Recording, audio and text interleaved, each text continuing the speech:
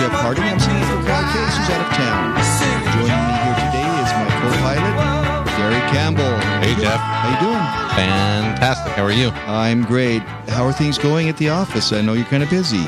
Yeah, been really, really busy. It's get ready for the games time. So we've got 2 months to cram it all in. Well, and for those who don't know, Derek is our chief financial officer. That means he gets to do a lot of spending this time of year. Yeah, he gets to spend somebody else's money, so he gets that need filled without it coming out of his pocketbook. Right, retail therapy. It's healthy. It's a great job. That's right. Well, Derek, you probably never needed to worry about losing weight because you're pretty slender. But some of us, especially me, have had to worry about it. So today, I thought we'd start off by talking about 6 different ways tips that'll help you get started losing, especially when you have to lose a lot of weight. Okay. As I do. Well, you don't have to lose that much, Jeff. Yeah, well, you don't have to yes, well, we'll just go ahead. The first thing we need to do is hide our bathroom scales. Wow, why would you do that? Well, getting the weight off and keeping it off is a slow process, according to Louise Green, a trainer and fitness writer. And watching the numbers on the scales can be depressing. I've experienced that, and I've talked to other people who say, I keep exercising, and it doesn't seem to come off. What we need to look at is our overall health and not what the numbers on the scale say. Yeah. So the numbers on the scale could be depressing, but our overall health, and then also how your clothes fit are probably better judges for you of the fact that you're losing weight.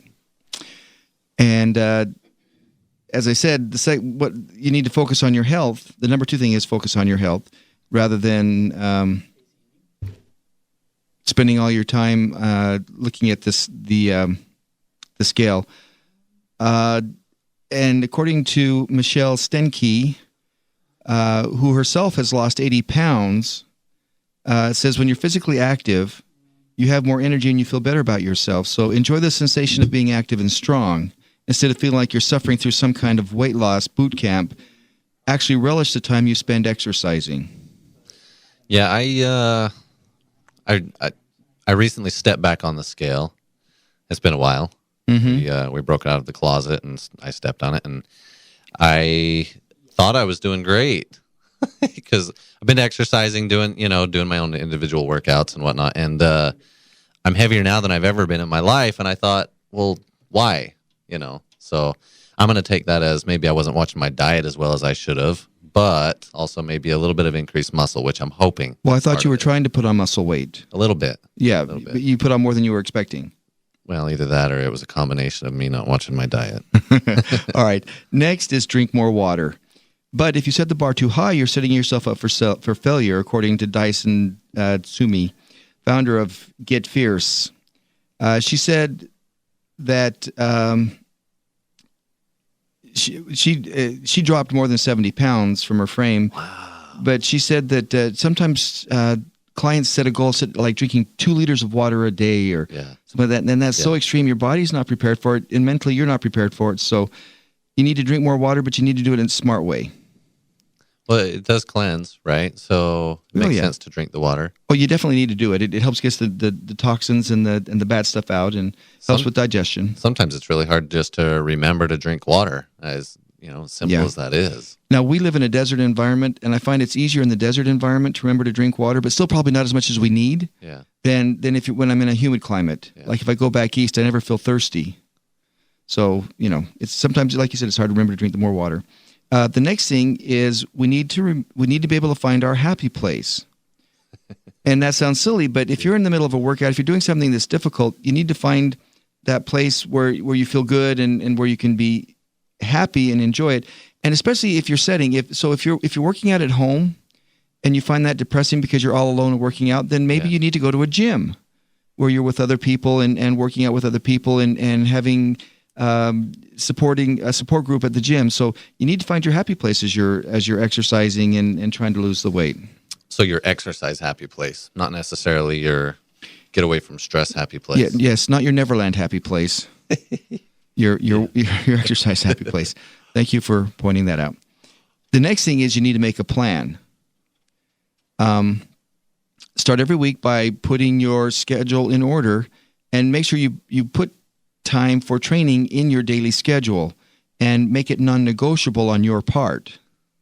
You should have an alarm that goes off in your head that says, okay, it's time. This time I should be exercising, and now it's time that I need to be eating my meals. It's time I need to be doing this. So you build a schedule and you work around it so that you don't have to think about it. You just do it. Well, it's funny because everybody is good at making those plans. Everybody. We all make the plans. It's just what you said, make it non-negotiable. You've got to stick with it. And it's very easy to give yourself a get out of jail free card and not do it. Yeah. And the last thing is to walk, don't run. Walking is the number one exercise if you're overweight. Running, especially if you're overweight, can hurt. But walking isn't jarring or tough on joints. So remember that walking is an important part of, especially when you're first starting. As you get going down the road a little bit more, bring running into it. But when you're first starting, don't feel like you have to go out and run 5 miles and to get in shape, because you're probably going to break every bone in your body or at least burn out every joint. Yeah, it hurts your knees. It hurts your ankles. It's even your hips.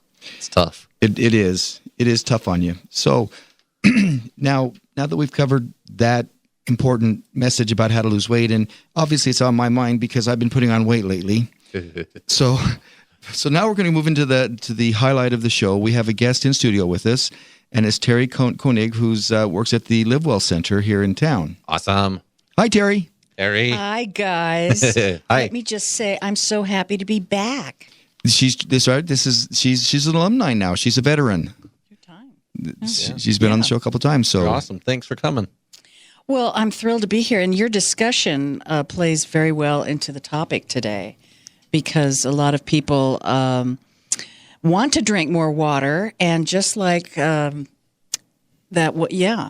just like Derek just raised his hand, he wants to. Maybe he needs to go to the little room down the hall. I'm not sure.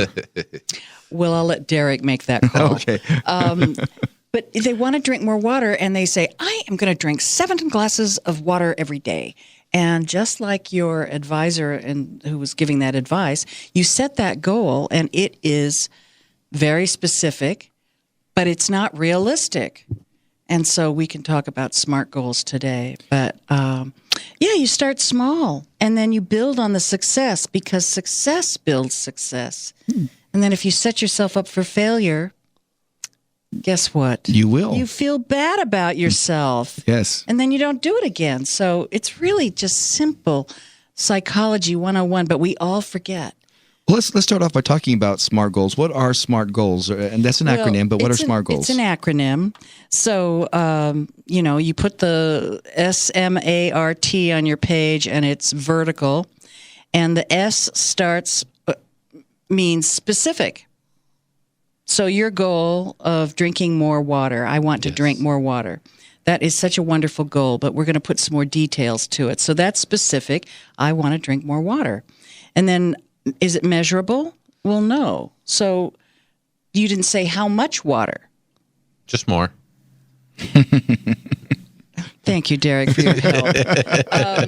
But you need to quantify it. Yeah. Do you drink water every day? Do you have like 3 cups I'm trying to get to what's your base amount? Yeah. I drink when I'm thirsty. I keep water on my desk all the time because I think it will help me, but I only drink when I'm thirsty. So basically I just... they say if you wait till you're thirsty, it's too late. You're already, on the way to dehydration. And in the desert, the older you get, Derek, I know you're a child, but the older you get, the less easy for your body is less able to adjust to the heat and cold and to being dehydrated or dehydrated. So you dehydrate very quickly. So you want to get in the habit and create a thirst. I actually crave water, especially during the summer. I crave it. I want to drink it, rather than just waiting till I get thirsty. But you have to work on that. So you only take sips, or how much water do you want to drink more each day? Do you want to drink a whole glass full? Well, Mama always told me to drink 8 cups of water, right? So I should be drinking at least 8 cups of water or 8 glasses. Well, perhaps not right at first, since you're only sipping when you're thirsty. So let's start with something that is measurable. Come on, Derek, give it up. You know you can. You're the guinea pig, Derek. You got. You You got. do it. Okay, you're making me be a guinea pig. Yeah, All I- right, you're the 'cause I star. raised my hand. You're the star of this show. All right. So I want to drink more water. That is kind of specific, but it's not real specific. More It's- than what? Yeah. It's More just than more. what? Right? So What are you- measurable would be. What are you drinking right now? Estimate. Estimate? I'm probably like 6 cups a day. Oh, you are? Yeah. Okay. Well, I drink really big glasses. that's great. But I could do more. I could do like, Okay. So 12. yeah. 12. I would just add 1. Okay. To start so with. A, is it attainable? yeah, Adding 1 certainly. glass? You can do that. Yeah, I okay. can do that. Is it R? I have to spell to myself. Is it realistic? Do you think that's on a confidence level? Do you have on a scale of 1 to 10? I can do it. You can do it at Yeah. like what rate? You're sure of it, like a 10 or a 9? Yeah, I could do it at a 10. Did you feel that Okay. excitement? I You're- saw you're- your you're- muscle and the veins in your brain. I know. This is exciting. He's Realistic really getting key. behind this. I'm, Yeah, okay. I'm buying into this. Time. Timely. Are you going to do this 7 days a week? You're going to do it 3 days a week, or you just want to He's really feeling the start pressure, slow? folks. I am. My body temperature's rising here. I could do it every day. Really? Ooh.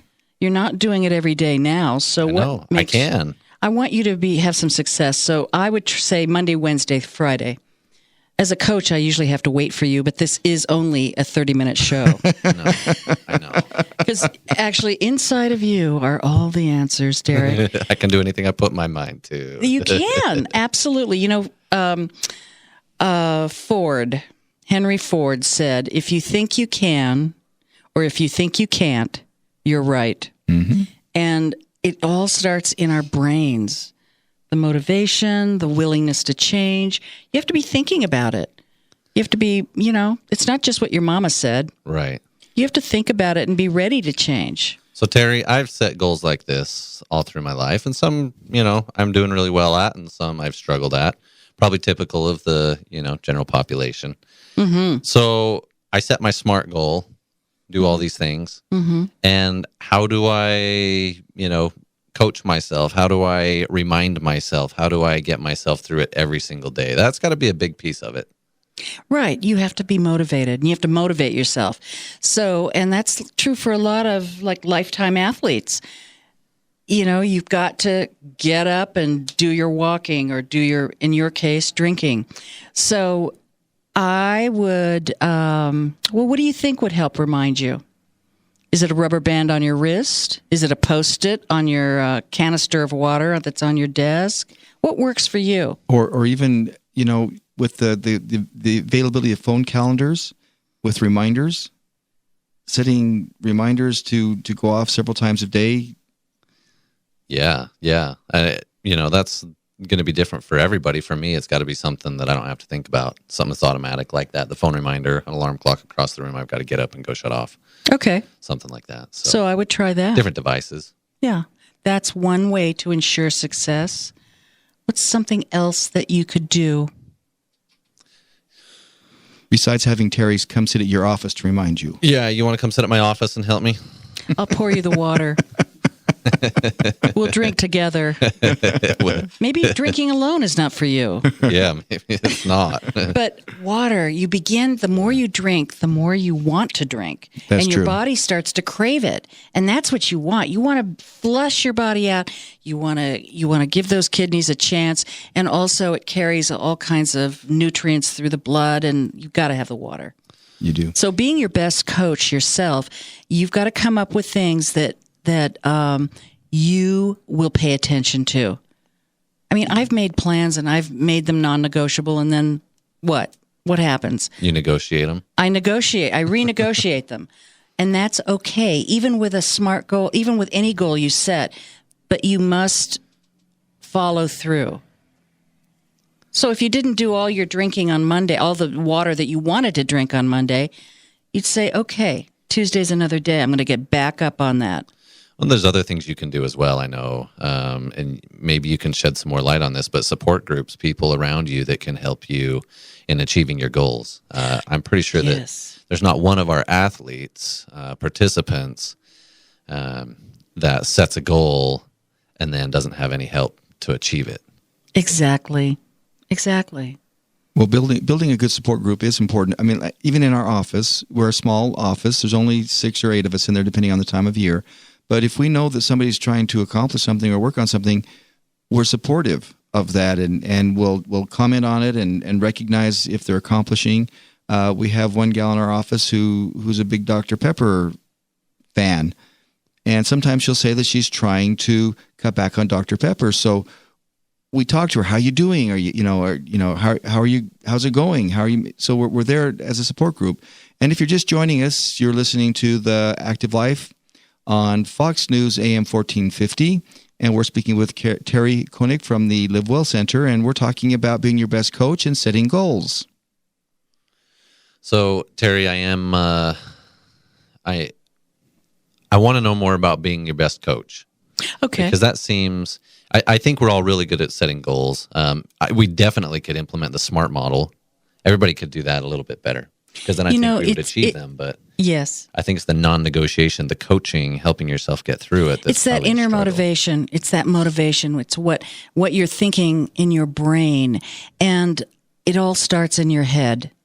So you want to think positively and find something that, like the woman who wants to give up the soda. So she could find something else that gives her that pleasure, but isn't bad for her, but still takes care of that. And maybe she puts Crystal Light in the water, or she sweetens it in some way, and does and changes behavior, because you don't change behavior just by making a SMART goal. It starts in your head and how you are thinking. Are you thinking positively about yourself? Are you saying things like, "Oh, I'm never going to get off Dr. Pepper. I'm never going to," stop that. Mm-hmm. There's a cognitive behavior technique that's called thought stopping. And you simply say in your head, "Stop it." And you start thinking of something more positive, because that will not only help you make your goals, but 77% in a Dutch study of people who were positive had fewer cardiac events, heart attacks, strokes. It helps you in so many ways.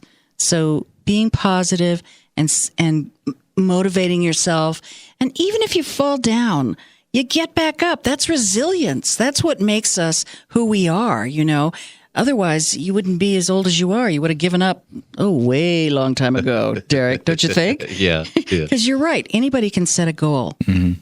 But it's getting the head to talk to the heart, to talk to the will and the spirit. And as you said, it's also convincing yourself that you're allowed to be human. Humans make mistakes. Humans don't always accomplish everything they want to. That's part of the being. And it's okay to be that person, but you can't lay and wallow in it. Well, we strive for perfection or nothing else. Uh-huh. And that's what stops so many of us. And I can't tell you how many times I've given up on myself. I just thought, I just can't do it. And I've had to talk myself back from that can't do it edge. Mm-hmm. And it's always going to be like that. That is the rhythm of life. And where do you learn your best lessons? When you're falling down on the ground, not when you're, running through the finish line. It's when you've had to face yourself when you are at your your best. And in reality, that's where self-esteem comes from. Self-esteem doesn't come from never having failed. Self-esteem comes from failing and rising above. And learning from it. Right. So, if you've set 1 million goals that you've never met, Derek, I'm ashamed of you. No. Derek. Don't be ashamed, Teri. I've met at least one. He had a goal to be here today, and he's here. I'm learning how to be my best coach. I will support myself here. I want you to be your best friend. And that's sometimes, it's hard for us, because we, as humans, we know all of our shortcomings. We know of all of our frailties. We know all the bad stuff. Even all the stuff that we try to hide from everybody else. We know. Yeah. And sometimes, because we know it, it takes the forefront. And we're so worried about everybody else finding out about it that's all we focus on. But that's not accomplishing anything good. Jeff, you really hit it on the head. If we talk to our friends the way that we hear ourselves talk, our own self-talk. Our self-talk, yeah. Do you think we'd have one friend? No. So I'm asking you to be your best friend. So when you are maybe not drinking enough water, and you want to drink more, be your best friend. What would you do? You'd encourage yourself. If I had a friend, I do have friends, honestly. I've heard that. I bet you do, Terry. We believe I you. would encourage that person. And so we need to encourage ourselves. We need to be our own coach because I don't know about you, but when I was growing up, young women in school didn't really have like coaches that said, or hey, athletics. get back in there. Get back. Yeah, well, right. And so I had to learn how to be a coach. And most of the coaching comes from listening to yourself. So notice the negative talk, change it, shift your focus onto something that is positive, and that will de-stress you and make you much more likely to have a successful goal. And I would also throw in, be as willing to forgive yourself as you are to forgive somebody else. Right. I mean, most of us are very generous in our giving of forgiveness to other people. And I know I am more willing, I almost always withhold forgiveness of myself. But that's not healthy. I need to forgive myself as often as I forgive other people. Well, we don't think of ourselves first. I know that's true with women. I can't speak for you guys. But for women particularly, they will forgive everybody, everything, and do twice as much. And they'll be ragged. So we need to be good to ourselves right from the get-go. But also with women, I've noticed that they'll beat themselves up worse than anybody else. Especially in my home, my mother, my wife, the women that I'm closest to, they'll beat themselves up over little things. I think that's a learned behavior, and you can unlearn it. So Sure I'm can. suggesting, thought-stopping, neuro-linguistic training, which is shifting, all kinds. There's ways to stop doing that because would you beat up your friend? No. So don't beat yourself up. Well, if you do, they're not going to stay your friend very long. No kidding. Jeff, you're so quick. Thank you. Well, I'm just trying to keep up with you and Derek, so I have to be on my toes. Well, it's a half hour goes so fast. We're on the downhill side. Can't believe it. So, give us a few tips from your experience on how we can be our best friend and our best coach. Okay, so positive thinking is a must. It'll do your whole body good. Also, being realistic and not trying to do all of it at once, but break it down into steps because steps build on steps. And when you look back... Can I just tell you a story about steps? Yes. When we would take our little girls, when our daughters were small, we would take them on hikes. And when we were going up a steep incline, they would moan and complain. But if we could find natural steps for them to go up, they would go up the same incline or even steeper inclines without complaining. So that just shows you that breaking it down into steps helps you conquer the greatest hill. That is such a great image because that's exactly what you need to do. That you can't take on the whole mountain, but you can do it in steps. One step at a time. Does that feel good for you, Derek? I don't want to leave you hanging. No, don't leave me hanging. It feels good. Okay. I'm glad I could be the guinea pig today. I really am. It's Well, we don't hear much from you. I know I'm on here. purpose. On purpose, I like to listen. I'm a natural listener, I think, except for when I'm not. I'm biting my tongue. I'm just biting my tongue. But it is good. And I think that's one of the most important things that I can take away is being positive to myself and about myself. Saying those things of you can do it. You can do hard things because when you're in the middle of doing hard things, it's hard and it's it's too easy to negotiate and say I'll start. I'll slow down. I'll take a step back. Give up. Renegotiate yourself right out of the contract. But if you're positive to yourself and you're coaching yourself and saying, I can do it, I can do this, then you're pushing yourself to that next step. So just remember that when you hit a bump on the road, give it some respect. You don't have to do it that day, but there's the next day. And thank goodness we've got a lot of days ahead of us. Yep, we do. And, but, just remember that, like Jeff said, we're all human. Of course, I get the feeling that you want to be superhuman and very perfect. No. Oh, good. Okay. Just testing. Yes. Just testing. Well, Teri, this has been wonderful. Thank you for the counsel and advice you've given us. I think that the things that we've talked about here are of value to anybody at any stage of training or health. So thank you for sharing, especially the goals, making smart goals, and then being our best coach, being our best friend and our best coach.